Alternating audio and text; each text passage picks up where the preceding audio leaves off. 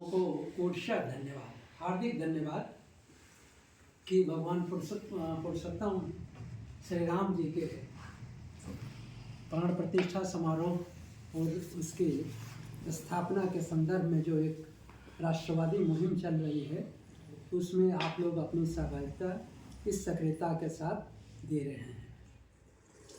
भगवान श्री राम भारत भूमि के कण कण में व्याप्त हैं और सुबह से शाम तक हर मोड़ पे देखिए हम सबके मानस में विद्यमान हैं।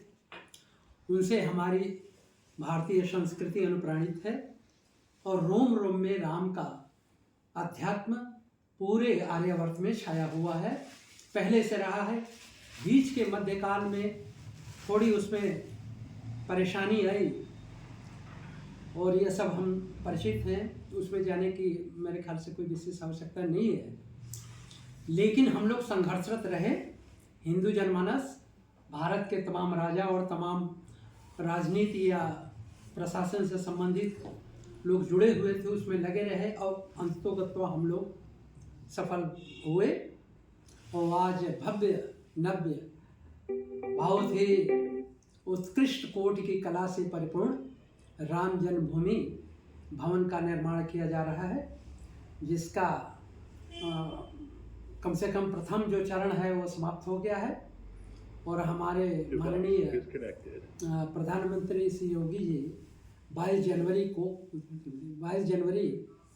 उसमें प्राण प्रतिष्ठा समारोह और उसकी स्थापना उनके द्वारा की जाएगी, जिसके तमाम गणमान्य लोग साक्षी होंगे।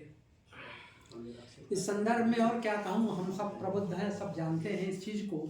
एक छोटा सा छंद मैं दो एक छंद आप लोगों के समक्ष उस समय का रख रहा हूँ जब ये राम जन्मभूमि के ऊपर जो बाबरी मस्जिद आतताइयों के द्वारा जो निर्मित की गई थी उसका ध्वंस हुआ।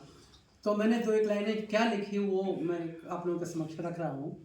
राम जन्मभूमि से उस समय का जो राजनीतिक परिदृश्य था और जिस तरह से शासन सत्ता में उस समय तमाम तरह की विकृति थी, मैं तो ये कहूँगा राम जन्मभूमि से अपना कोई काम नहीं,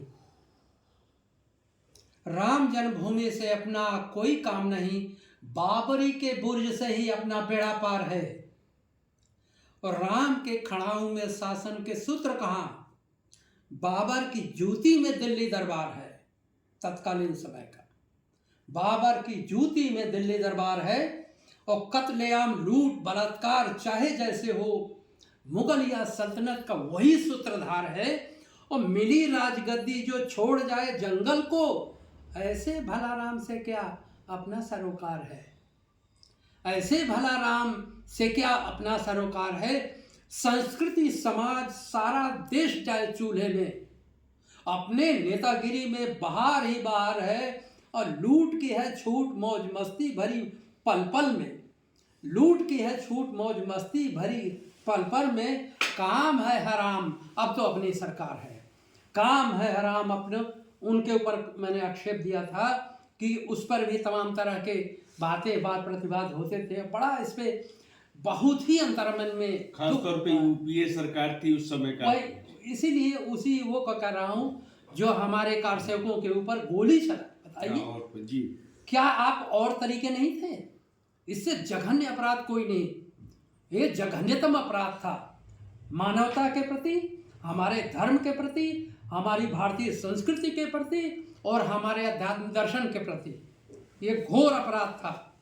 लेकिन ठीक है, अंततः सत्य की विजय होती है और सत्य का स्वरूप भगवान श्री राम की जीत हुई, उनका आशीष मिला। वो आज हम लोग इस तरह से हंसी खुशी से मिल रहे हैं और उसको लोगों के बीच में वितरित कर रहे हैं।